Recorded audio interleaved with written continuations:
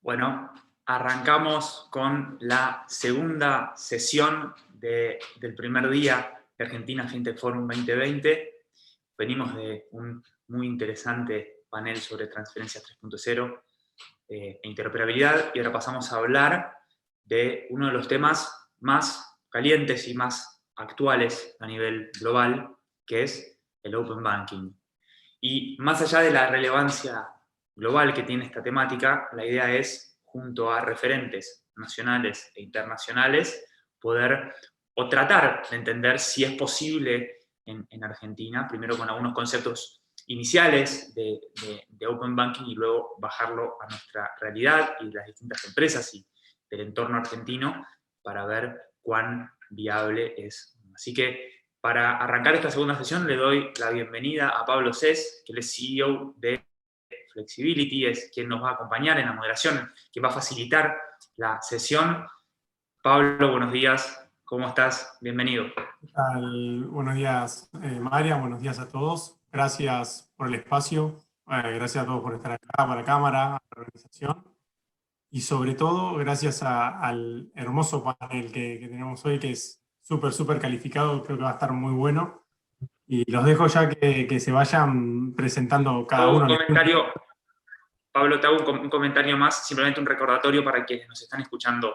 Está el espacio del chat para hacer preguntas, así que a lo largo de la charla, si surgen preguntas, pueden directamente irlas poniendo en el chat y las iremos respondiendo hacia el final, cuando ya estemos promediando o finalizando la sesión. Gracias, éxitos, y los escuchamos con atención. Bienvenidos. Bárbaro. ¿Querés arrancar, Gastón, a presentarte y vamos pasando a las presentaciones rapidito, así arrancamos con los temas, que es lo más jugoso? Dale, gracias, Pablo. Bueno, yo soy Gastón Krasny, soy el CTO y cofundador de CSocio. Para el que no nos conoce, somos un shopping de inversiones. Ya estamos operando en Argentina hace más de 3 años y en casi toda Latinoamérica. Y bueno, gracias por la invitación, Pablo, a este panel.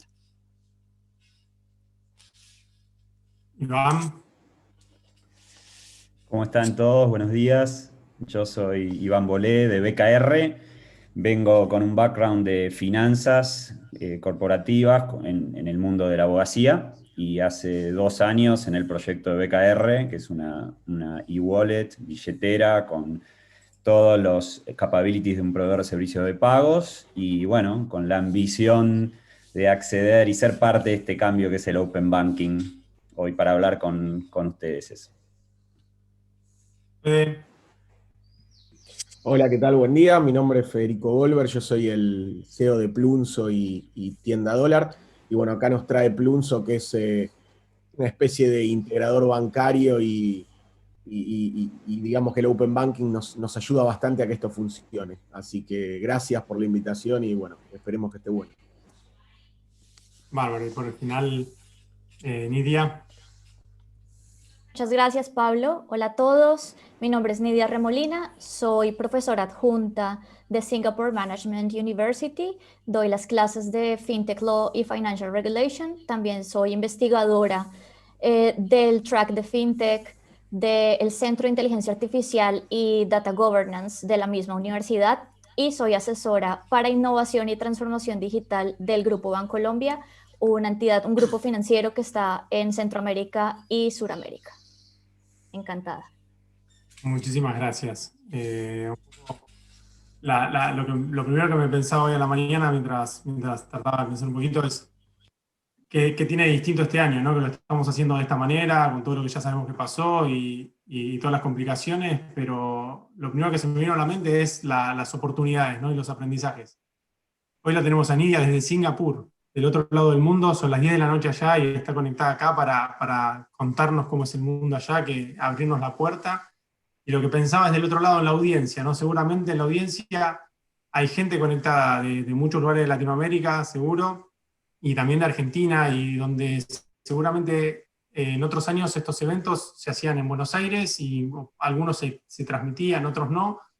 Y sin duda este año lo que dio es mucho acceso a lugares remotos y a personas que estaban lejos, ¿no? Y lo que me gustaría es vincularlo con el tema que nos trae acá hoy, que es el Open Banking, ¿no? Es abrirse y vincularse, ¿no? Como primera medida. Gastón, ¿vos querés arrancar un poquito y darnos una visión inicial y arrancamos la charla entre todos? Dale, gracias Pablo. A ver, bueno, ya que me toca arrancar, vamos a contarle a los que están escuchando un poco, ¿no? ¿Qué es el Open Banking? Que es el eje de este panel. A ver, el Open Banking, para el que no conoce, es un movimiento mundial, creo ya podemos decir, más con la presencia acá de Nidia, que tiene el propósito de que las entidades financieras y la fintech colaboren con el objetivo de crear nuevos productos y servicios para beneficiar al consumidor.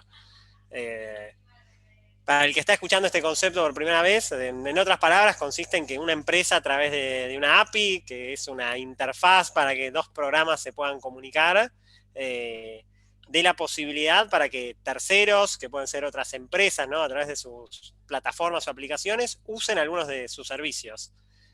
Esto viene creciendo enormemente, tiene creo que el principal objetivo de promover la competencia, innovación e inclusión en la industria financiera, sin importar su tamaño, aumentando beneficios, servicios, experiencia y competencia, como decía, para todos los componentes, bancos, fintech y usuarios.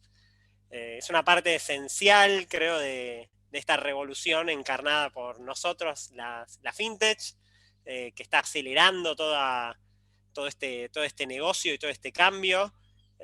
Creo que el Open Banking no es una condición necesaria para que la fintech existamos, pero sí para que podamos hacer muchísimo mejor nuestro trabajo, podamos escalarlo muchísimo más.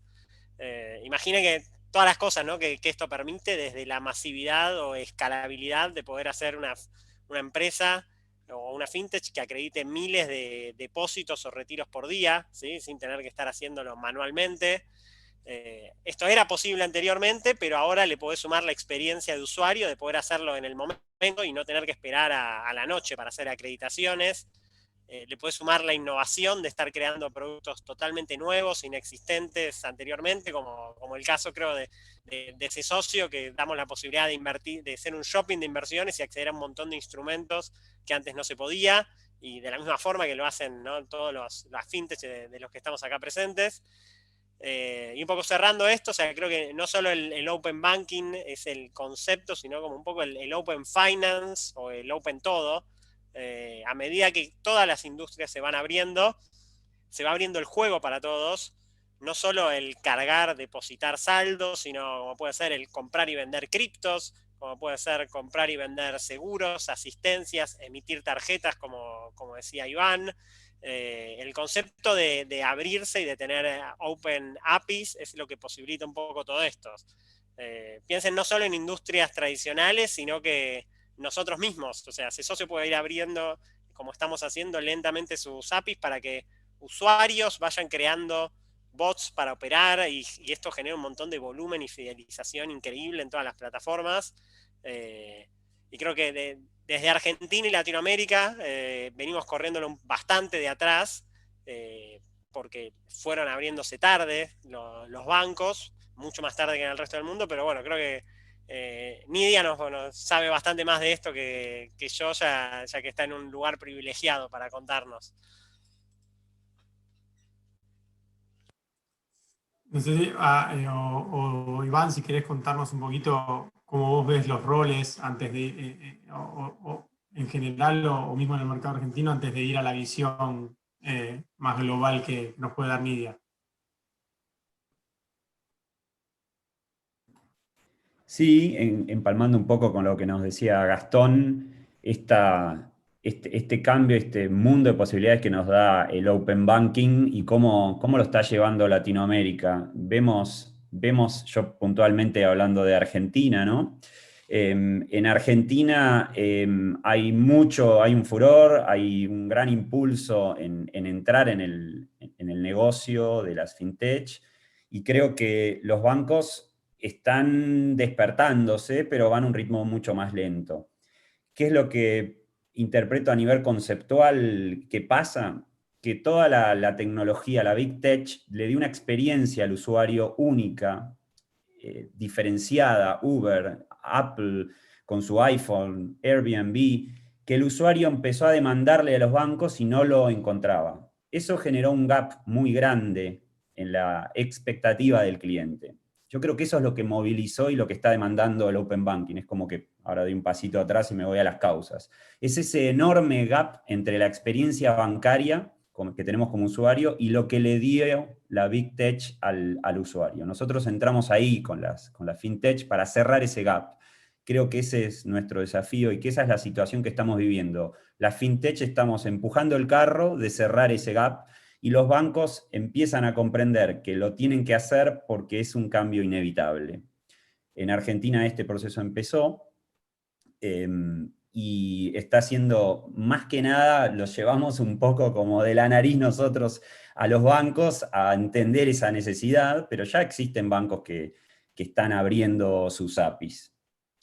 No sé si nos querés dar, vos, Nidia, un poquito más la visión internacional. Claro, pues este tema es súper interesante porque dependiendo de la jurisdicción, dependiendo del país, la evolución ha sido muy distinta.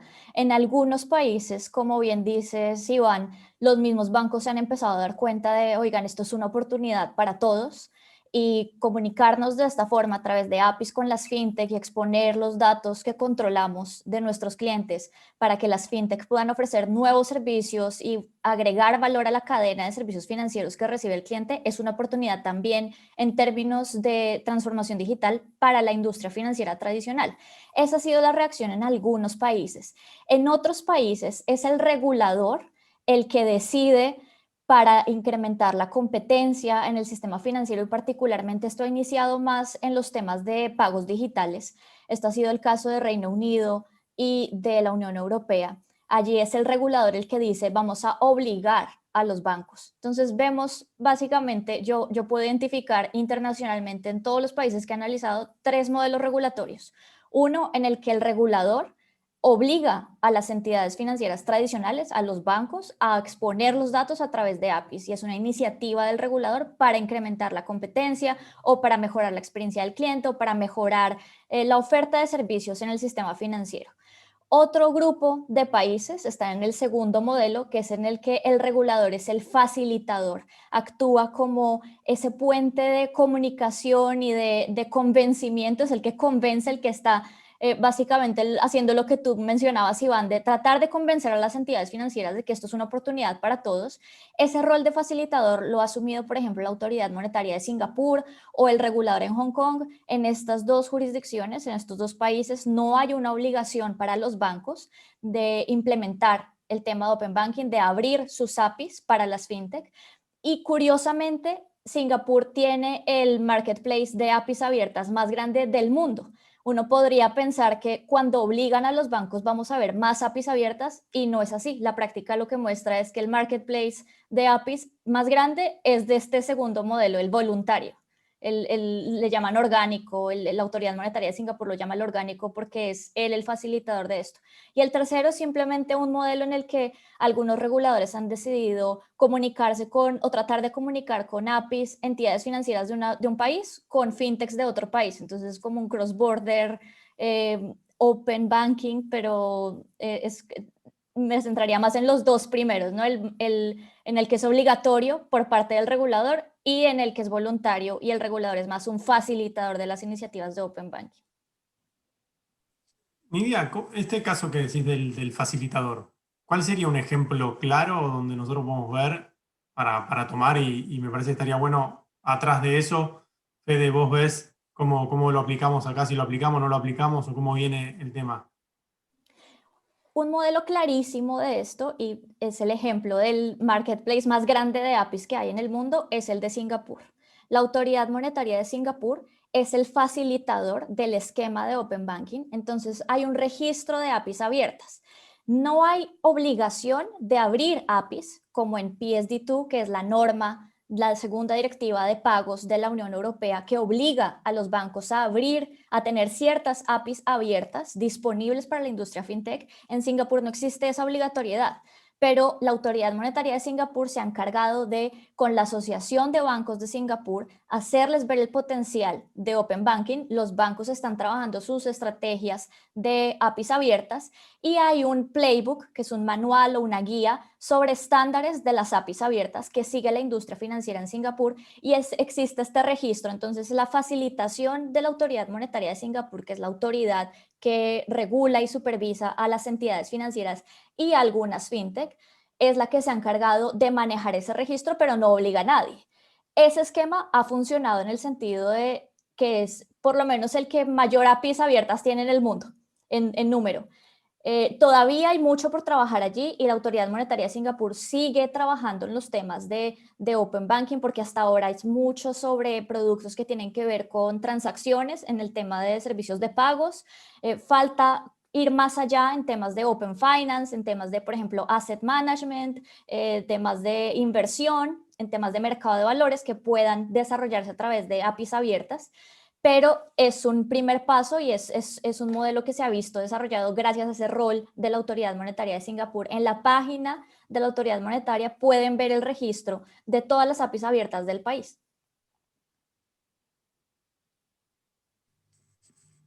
¿Cómo ves esos roles o la situación actual? Porque lo estás viviendo. La verdad que sería espectacular estar a pasos de lo que hace Singapur, ¿no?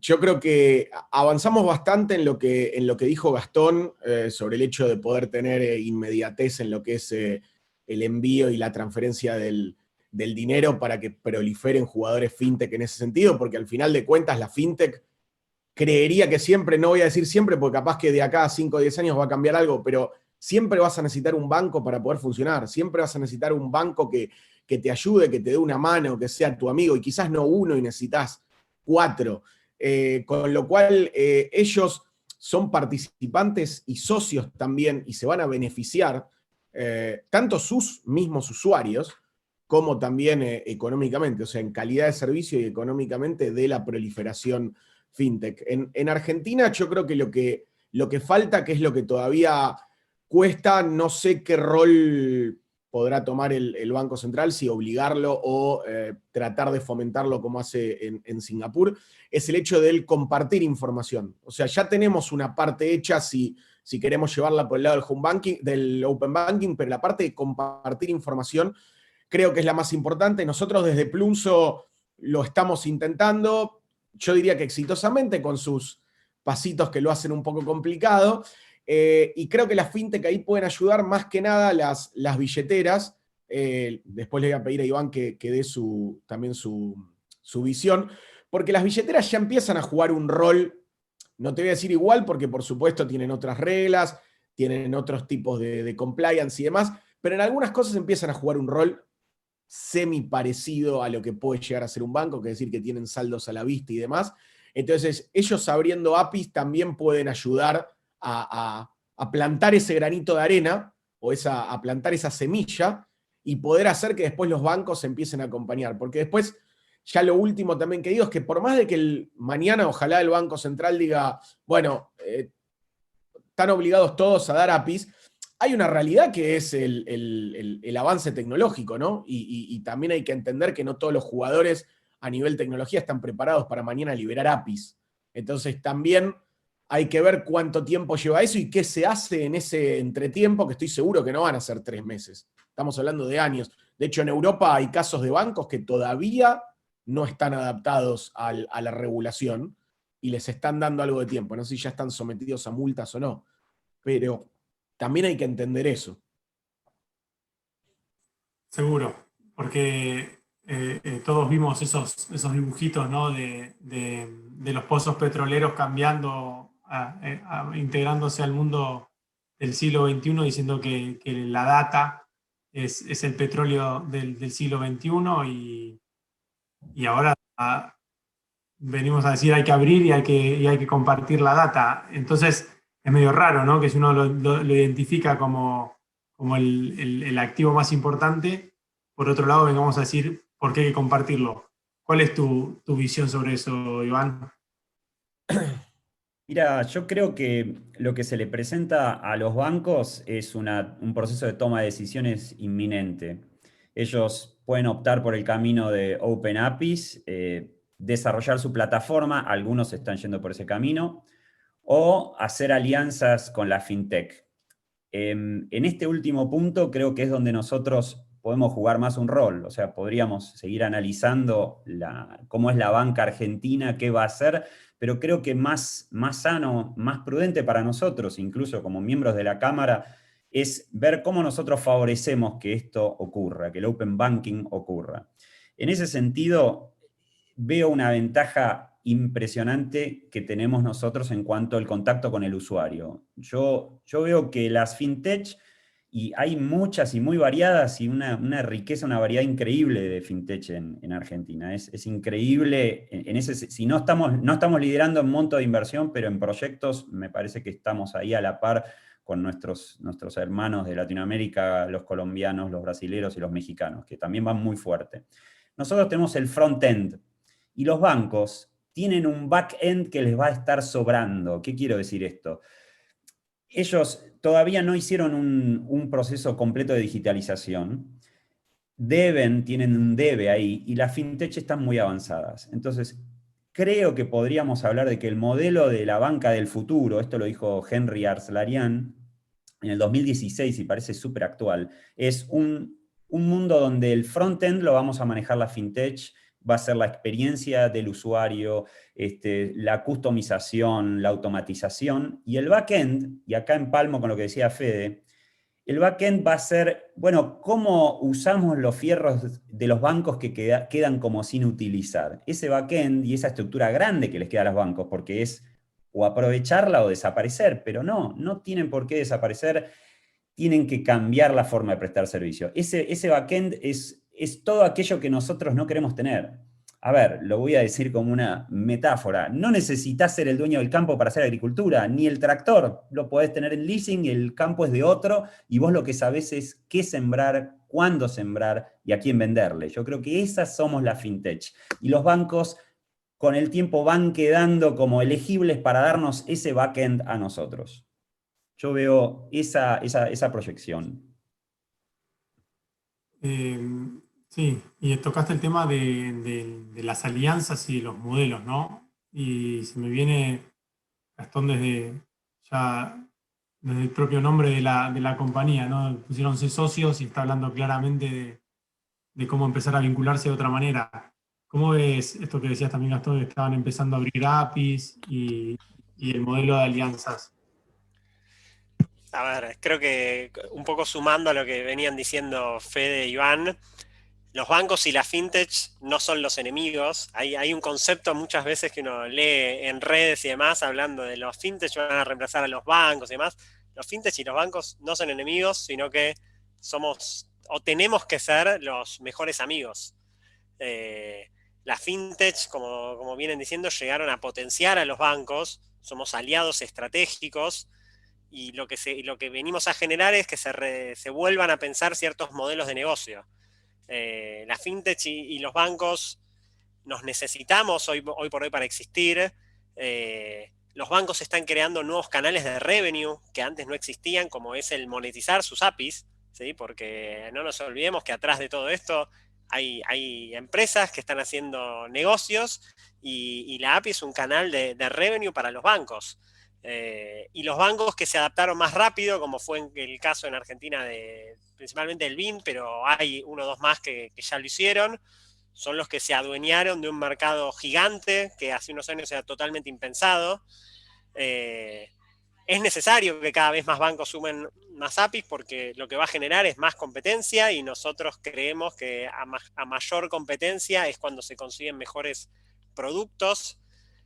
Hoy todavía hay muy poquitos, hace 2 o 3 años había 0.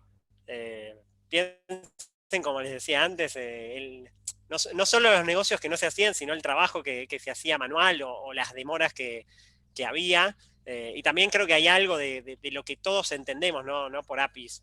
Tengo una anécdota personal que siempre nos reímos bastante de cuando empezamos con CESocio hace ya 3 o 4 años y fuimos con uno de los bancos tradicionales y la verdad es que no sabíamos nada de Open Banking en ese momento y le decimos, bueno, pero ¿tienen alguna API para que hagamos esto automático? Sí, tenemos toda esta serie de APIs, pero bueno, no les podemos dar ninguna documentación porque es confidencial. Bueno, abrimos las cuentas y cuando después de hacer todo ese proceso burocrático y de papeles, nos damos con que la documentación hablaba de un archivo de texto gigante, el cual había que subir a la noche, y esa fue la primera API con la que trabajamos. ¿Esa es una API?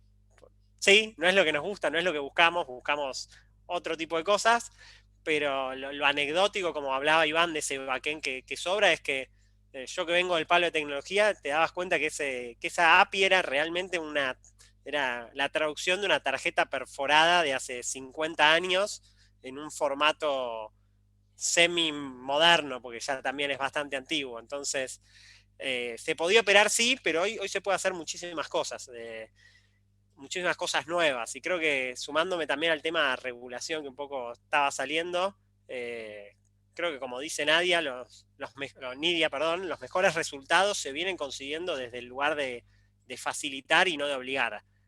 ¿Y por qué pasa esto? Porque en general es la industria la que va moviendo y va empujando a que ocurran nuevas cosas, y ya lo vemos acá en los resultados. O sea, hoy no hay creo que en Argentina, una regulación que obligue a todos los bancos a abrirse. Yo personalmente no sé si es necesario que una regulación lo obligue, porque el que no lo va a hacer se va a quedar atrás o va a tener que buscar otro negocio. Entonces, es la industria la que te empuja. Obviamente, hay cosas que van a ser más fáciles o menos fáciles. Creo que el negocio un poco de Plunso sería mucho más fácil, ¿no? Con todos los bancos abriendo las APIs, o podrían empezar a existir agregadores o agrupadores de bancos y de fintech, pero ahí es un poco el empuje de la industria el que debería ir generando que las cosas pasen, y hoy están pasando. Y pasan porque existen los bancos que ven esta posibilidad, y las alianzas ya están ocurriendo, y las cosas se empiezan a potenciar y a desarrollar. Es un cambio asombroso, y este rol de alianza es totalmente necesario para que ese cambio sea positivo y no sea una imposición negativa. En cuanto ahí decías bastante, ¿no? El tema de los modelos de negocios y la monetización de las APIs, y charlamos un poco también de cómo compartir información va a abrir espacios y caminos para nuevos negocios. Pero, ¿cuáles son los que identificamos desde Latinoamérica para potenciar inicialmente? Y después me gustaría para una pregunta por ahí para Fede, y después me gustaría repetir la misma pregunta para Nidia, para que nos diga qué es lo que está funcionando en Singapur, qué es lo que no está funcionando también, o también inclusive algunos de los errores. Pero primero, con Fede, ¿qué modelos ves que puedan estar empezando a surgir, y por qué se pueden estar trabando? Mira, un poco, a ver, tomando lo que dice Gastón, yo creo que efectivamente yo pienso como él. No hace falta obligar, porque cuando se empiezan a dar cuenta de que el juego es jugoso algunos players, después bueno, se empieza a meter el resto. Creo que el problema que tenemos en Argentina es que muchas cosas no se actualizaron tecnológicamente, entonces pasar a tener APIs implican una inversión de dinero en sistemas de parte de los grandes jugadores importante, entonces tienen que hacer ese análisis, digamos, económico, financiero, a ver si vale la pena o no, y bueno, y un poco es arriesgarse. Entonces yo creo que en el momento en que eso empiece a pasar, capaz que empezamos a tener varios jugadores compitiendo entre sí por ese mercado. Respecto a lo que puede pasar después en un escenario de Open Banking grande, empezar a tener una proliferación de negocios, no solamente como Plunso, de los cuales después podrán existir otros 10 competidores de Plunso. Todo lo que es lending se te dispara al infinito, porque lo que es aceptación o rechazo de un crédito es literalmente instantáneo. Modelos del estilo, en Estados Unidos hay Hay una que me gusta mucho que se llama Stash, donde vos gastás, no sé, 10,30 con tu tarjeta de débito y 70 centavos para cumplir el redondeo, compran un papel en la bolsa o una fracción del papel en la bolsa. Entonces, hay una cantidad de negocios que podrían surgir, de los cuales encima después, de vuelta, los bancos se pueden apalancar, ¿no? Porque el banco puede ser la LIC de ese stash argentino, brasilero, colombiano, el que fuere. Entonces, me parece que en el momento en que eso pase va a empezar a proliferar y bueno, y es mejor para todos, ni hablar por la calidad de trabajo que se da.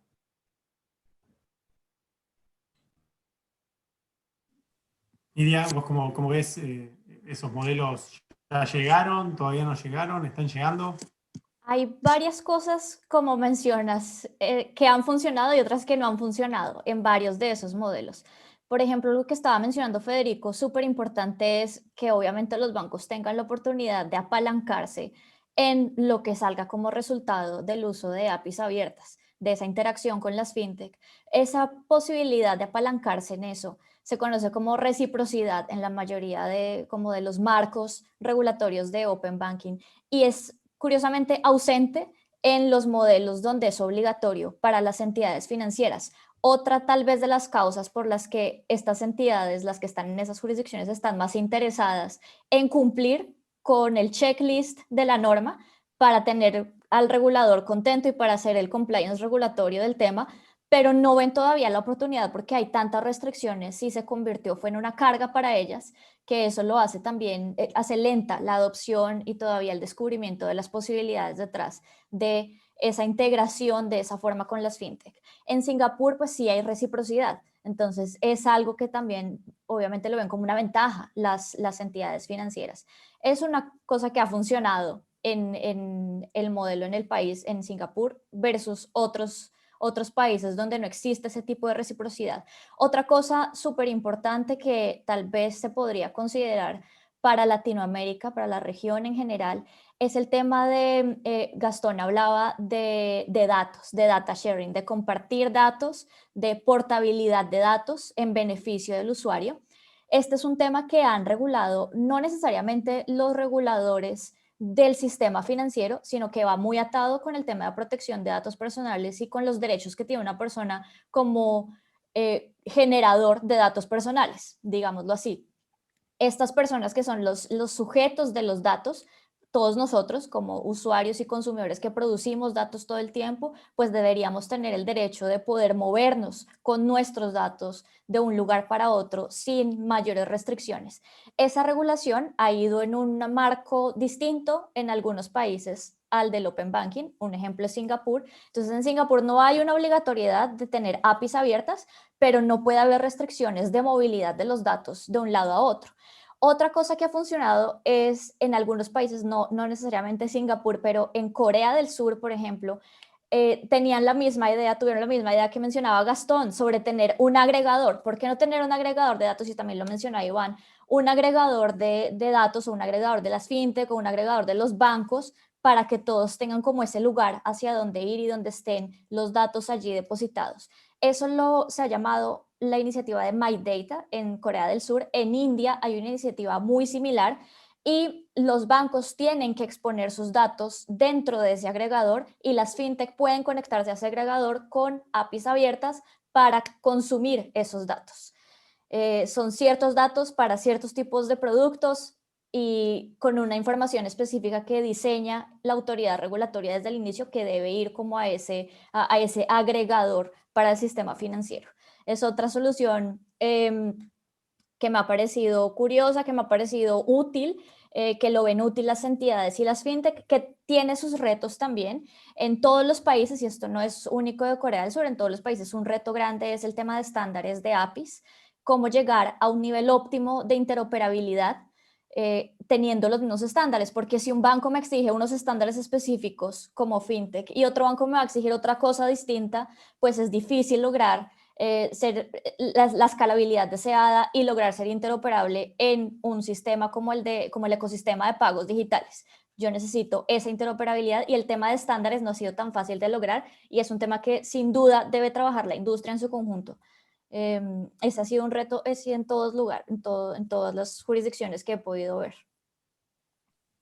Muy rico. Y Nidia, esos casos en los que decís hay un agregador, ¿quién regula ese agregador o quién gestiona ese agregador? ¿Es público, es privado? ¿Y cómo Es, se monetiza? ¿Dónde está el acceso a los datos o a la monetización? es distinto dependiendo del país. En India es público, en Corea del Sur puede una persona pedir una licencia, una entidad privada pedir una licencia para hacer un My Data Business, se llama. Entonces, esa persona, esa compañía privada, una empresa privada, puede ser un agregador también. Entonces, hay varias compañías que van a hacer un My Data Business en el futuro. Es una regulación que apenas salió hace unos meses, entonces todavía es muy reciente y vamos a ver cómo termina ese tema evolucionando y desarrollándose en Corea del Sur, pero es precisamente para impulsar más el tema de Open Banking y compartir datos de usuarios en el sistema financiero para ofrecerles mejores productos. En Singapur algo curioso que hay, no es necesariamente un agregador de datos, pero hay una iniciativa pública manejada por el gobierno de identidad digital. Entonces, eso obviamente facilita mucho el tema de compartir información para abrir productos con onboarding 100% digital. Es como una primera capa de datos que está disponible ya desde el inicio para todo tipo de jugadores en los mercados. Qué bueno, qué rico que es tenerte para que nos abras los ojos y para poder empezar a mirar de otra manera desde acá. Acá estoy mirando, me están pasando algunas de las preguntas del público y me gusta porque hay una intersección que se nos pasó, que hasta ahora no nombramos. No sé quién tiene ganas de hablar. Es decir, preguntan sobre cómo empieza el modelo cripto y blockchain en la superposición con este modelo de interbanking y que desde el lado técnico también, qué tecnologías o inclusive qué opinión tenemos sobre GraphQL. No sé quién tiene ganas de dar una opinión sobre este tema. Yo puedo. A ver, creo que el mundo cripto, al igual que todas las oportunidades que vienen surgiendo, o sea, nace como una posibilidad o una nueva tecnología que permite generar un montón de negocios, y no solo de negocios, sino de resolver un montón de problemáticas del día común de la gente, ¿no? Creo que más allá que blockchain, por ejemplo, que creo que mencionaste, o cripto, o sea, en sí es una base de datos descentralizada. Atrás de eso se colgaron un montón de negocios y un montón de oportunidades, y parte de esa oportunidad de ser bastante descentralizada es que cualquiera de nosotros o quien quiera pueda codear, pueda desarrollar y sumarse y usar esas APIs que hay dando vueltas. Entonces, esa es poner tecnología en disposición del usuario final, porque hacer tecnología que no tenga un uso real creo que no sirve demasiado, o no está sirviendo hoy, pero capaz sirve en un futuro. Pero si le podés dar un valor al usuario, ahí es donde hay un potencial gigante. Y las criptos vienen a hacer eso. Vos estás usando tecnología para hacer operaciones de distinto tipo, del que sea, entre distintos usuarios. El Open Crypto o el Open API es lo mínimo que tiene que ocurrir para que eso pase. Pero atrás de todo eso, después es cómo se empieza a vincular con el mundo físico o real o fiat, en el caso de las monedas.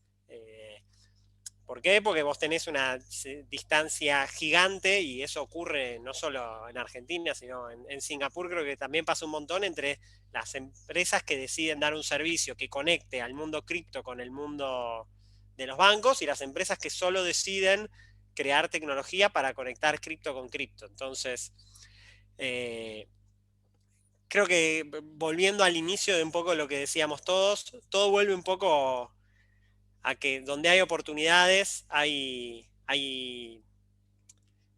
empresas y usuarios que deciden aprovecharlas para generar un nuevo producto. Y es la competencia, desde mi punto de vista, la que termina empujando todo eso. ahí ya te metemos en un tema que creo que ya es de otro panel, que es dónde se toca el open banking con el mundo cripto. Y creo que lo mismo, los bancos que ven que ven que ahí hay una posibilidad, No. son los que están avanzando, son los que aprovechan eso, independientemente de las regulaciones que creo que tocan, ¿no?, temas totalmente distintos a qué es una cripto. Ahí en Argentina venimos bastante complicados y atrasados en algunas cuestiones, ¿no? Pero A eso mismo ibas, ¿no? Como la superposición sobre dos mundos que necesitan regulación. Y bueno, tenemos, Iván, no sé si querés, vos tenés un poco de letras, sos abogado, podés hablar con un Sí. poco más de marco, ¿no? Sí, mira, bueno, se van a sorprender que siendo abogado voy a decir lo siguiente. Yo creo, al menos en lo que respecta a cripto, mucho en ¿Te esa pasaste frase. al lado oscuro o viniste al lado de la luz? No, yo estoy en el lado de la luz. O sea, yo pienso que los yankees dicen, if it ain't broke, don't fix it. Si no está roto, no lo arregles. Yo creo que cripto no hay que regularlo como tal. Me parece bueno sí que y supongo que un poco más a eso se puede estar refiriendo Gastón, tiene que tener una cabida dentro de lo que son el funcionamiento y las regulaciones argentinas. Por ejemplo, si se quiere hacer oferta de tokens, oferta pública, intercambio, que eso esté regulado como permitido, no regulado como controlado y microscópicamente revisado. Entonces, en ese sentido, yo creo que es más sano no regular lo que funciona bien y que que nos dejen actuar como cuenta. A ver, no son palabras mías, Nidia lo explicó con data directamente estadística. Funciona perfectamente el modelo libre y si nos damos cuenta, de algún modo, el open banking lo estamos generando la fintech. Es así. Estará también la amenaza del big tech, porque los bancos le tienen miedo, pero lo está generando de manera sana la fintech. En cuanto a cripto, quisiera hacer una nota de color, si me permitís, y es, la fintech nos debemos al usuario. Por aquello del juego del front-end y el back-end, nosotros buscamos la experiencia del usuario y pensamos en el usuario. Somos usuario-driven, si querés que lo diga una mezcla yankee, ¿no? Y los bancos no lo han sido todo este tiempo, no lo han sido. Han estado como más ocupados desde el 2008 a esta parte en cómo cumplir con las regulaciones y el money laundering, etcétera, y en sus propios revenues, obviamente construidos en base a un modelo anterior.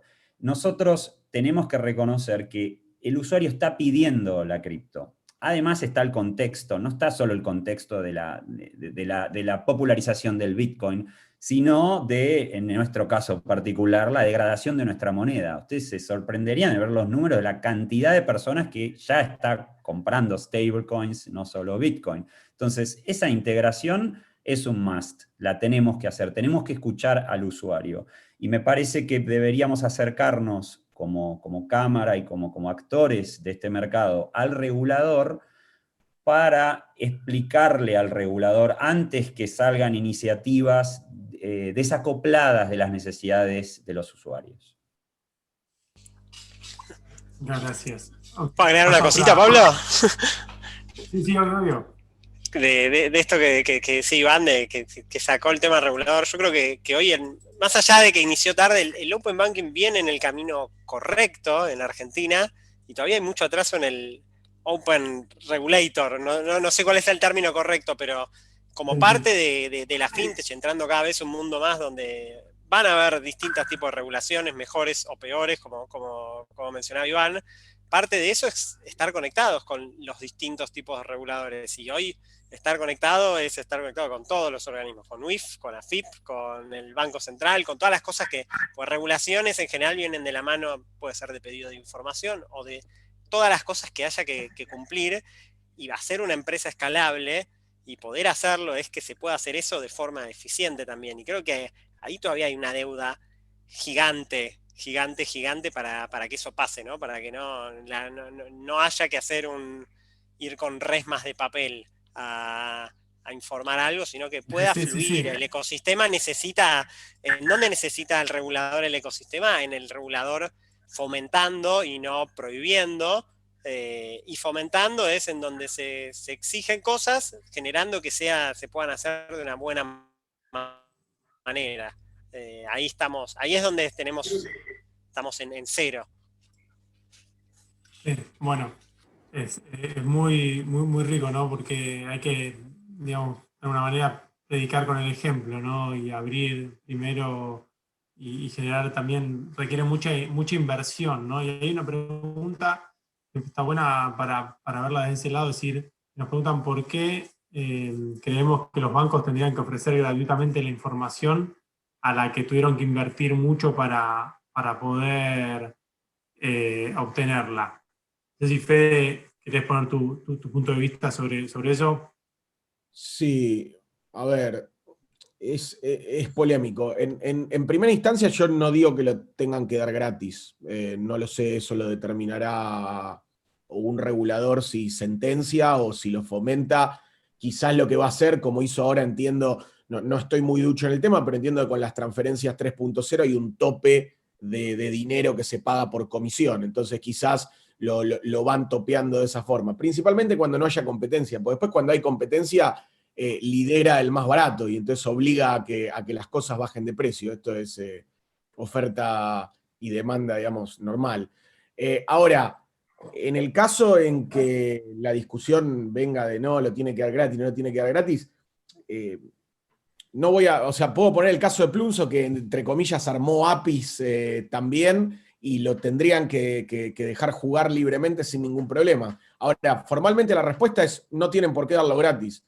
Que seteen un precio y la fintech lo pagaremos si lo queremos utilizar para hacer un negocio que, por supuesto, monetariamente no solamente va a agregarle valor al usuario, monetariamente va a superar el costo de esta API. Entonces termina siendo un ecosistema que se enriquece por todos lados. Sí. Sí, Nidia, te digo, creo que la pregunta, tu aporte viene por el lado de quién es el dueño de los datos, te escucho, y aprovecho para que contestes esto y te dejo una pregunta para que empalmes recién, que está también acá, que nos digas cuáles son las 5 APIs estrellas en este mercado tan abierto de Singapur, pero decinos, empalmarnos las dos respuestas. Pues sobre lo que estaba mencionando Federico y la primera pregunta relacionada con por qué un banco estaría interesado en eso, puedo hablar un poco de la experiencia desde Singapur, porque los bancos se han puesto en la tarea de solamente un banco tiene más de 150 APIs abiertas, algunas gratis, por otras cobran, pero el cobro tampoco es significativo como para decir que el banco se está enriqueciendo con los calls de APIs abiertas que hacen las fintechs a él. Entonces, ¿por qué está interesado? Pues el interés de las entidades financieras que se han subido en el tren de Open Banking y que ven esto como una estrategia hacia el futuro, de, como decían todos los demás panelistas, de la cual depende su sostenibilidad en el mundo de la transformación digital, es porque los bancos quieren y tienen una estrategia de convertirse en el ecosistema integrador de los servicios que proveen esas terceras partes, fintech e incluso otras entidades financieras. Por ejemplo, si un banco ofrece un crédito de vehículo, hay actividades y hay servicios que el banco no puede ofrecer asociados a ese crédito de vehículo, pero que lo pueden ofrecer las fintech o que lo pueden ofrecer entidades aseguradoras, por ejemplo, una póliza de seguro o una póliza de microseguro, que es un mercado en donde están incursionando muchas fintech a nivel mundial. ¿Cómo hace el banco? El banco no puede ofrecer una póliza de seguro porque ni siquiera está dentro de sus actividades permitidas como entidad regulada que es. Pero si se vuelve el orquestador como el Amazon de los servicios financieros, pues el banco que se convierta en el Amazon de los servicios financieros en un futuro es el banco que va a ganar. Por eso ellos también le están apostando al mundo del Open Banking.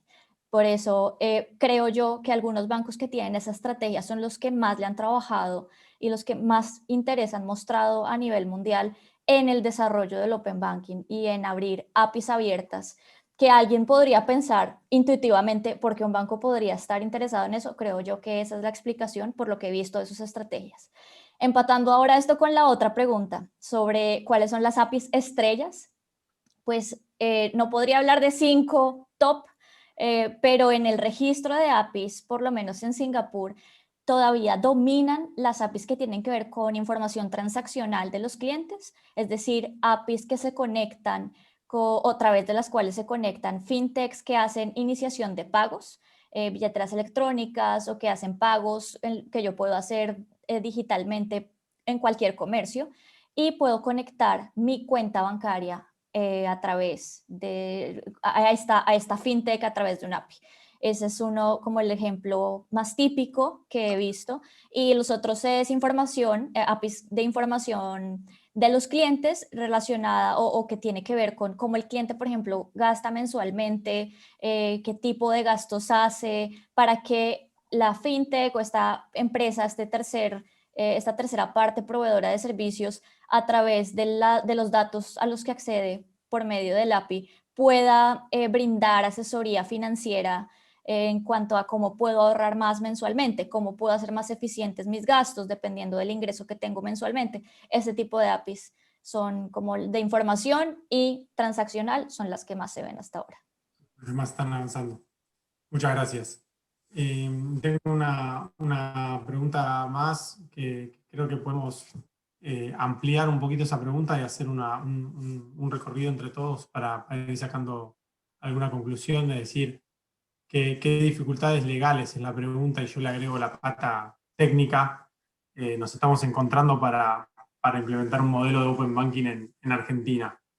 No sé quién, Iván, Gastón, Fede, me parece que estaría bueno que lo hablemos un poquito, para no irnos en tiempo, que nos queda poquito, pero un poquito cada uno, cuáles son las barreras que estamos viendo.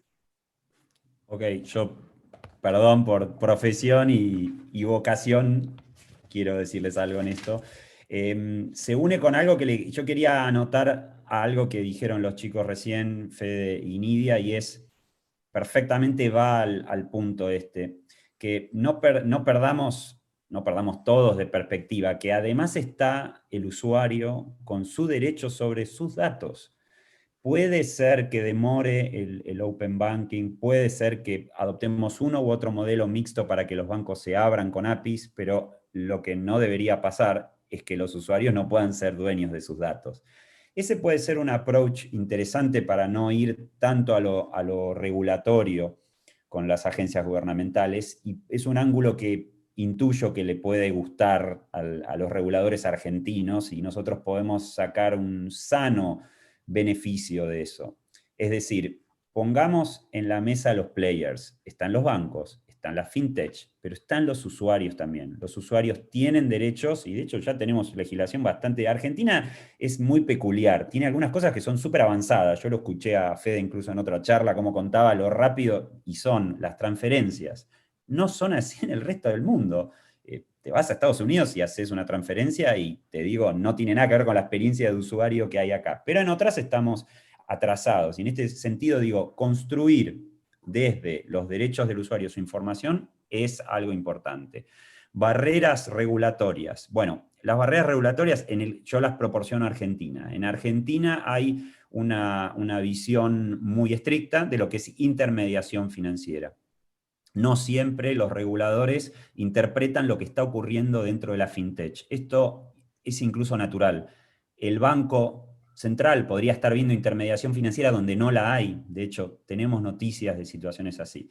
Entonces, hay un riesgo que con categorías viejas quieran tratar situaciones nuevas. Los bancos lo saben, y lo saben muy bien, porque ellos están hiperregulados. Las fintech estamos subreguladas, lo cual vemos como positivo en algunos aspectos, pero bueno, esto hace que los bancos sean más renuentes. Ellos están muy, muy regulados, tienen ese problema, tienen el problema del money laundering, que es muy, muy fuerte. La fintech vamos como por ahí muy rápido, seríamos, si me permiten también una metáfora, la fintech seríamos los veinteañeros que tomamos riesgos y queremos avanzar, y los bancos son los de más de mi edad, aunque yo soy medio loco, pero digamos los de 40, 50 que quieren ser más prudentes porque saben la responsabilidad que eso les implica. Entonces, ellos tienen el problema de money laundering, tienen el problema de intermediación financiera, no quieren entrar en conflicto con el regulador, y tienen algo que no charlamos hoy, será objeto de otras charlas, pero el problema del fraude. Ellos son más sensibles al fraude y ellos son big pocket.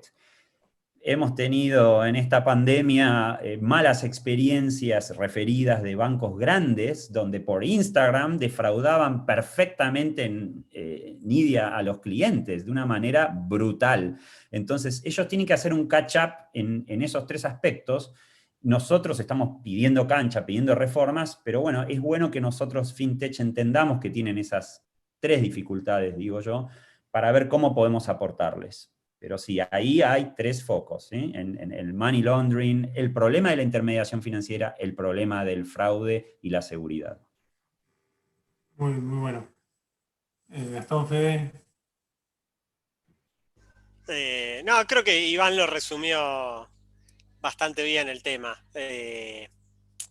Hay lugares, creo que nos falta en cada lugar ir encontrando el equilibrio correcto entre no regular de más o mal, como se hizo ya en algunos rubros, y entre dar una información clara para que no haya, como ocurre en otros aspectos, que la fintech, como no es claro hasta dónde o qué se tiene que hacer, nos autorregulamos y autorregulamos capaz más de lo necesario, y eso genera una fricción con el usuario.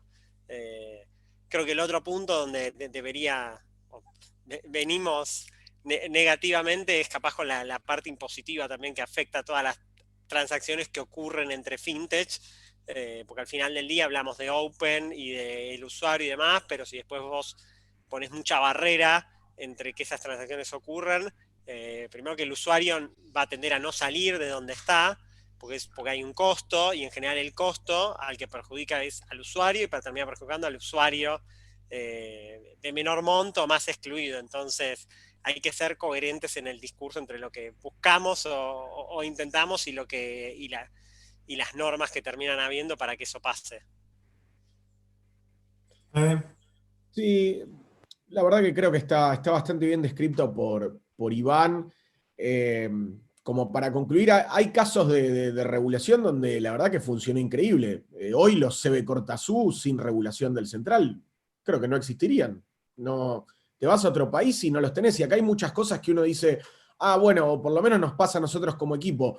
A ver, tanteo esta idea a ver qué pasa. Y la realidad es que se puede tantear a ver qué pasa muy rápidamente, porque existe el concepto del CB Corta U, que es un claro ejemplo de una regulación que funcionó bien. Después podemos tener alguna crítica de que piden alguna cosa más o no, pero la verdad que está y funciona. Y de vuelta, las transferencias en un segundo la tenés, son instantáneas como café. Después, ahí es donde está la pata de un poco, o sea, esa regulación funcionó, pero es verdad que tuvo que venir la regulación para que ocurra. Entonces ahí es donde me entra la duda a mí si lo dejás libre o no, porque yo vuelvo al principio de la charla, que es la parte difícil es que hoy para dar el open banking completo tenés que tener unos sistemas, digamos, tech a nivel bancario, vamos a decir que updateados, y no como los que me comentó Gastón, que son años con parches de parches que hacen que todavía, por suerte, todavía todo siga funcionando. Entonces, acá el tema es ese, es cómo fomentás que esos grandes jugadores pongan la inversión para después poder tener este tipo de beneficios. Me gustaría cerrar de la vista de Nidia, como venimos haciendo, ¿no? Siempre con esta contraposición o esta vista, es decir, en un estadio más por desarrollar como estamos nosotros hoy, cuando los mercados en los que vos tenés experiencia estuvieron en esos estadios, ¿qué errores cometieron? ¿Qué aprendieron de esos errores?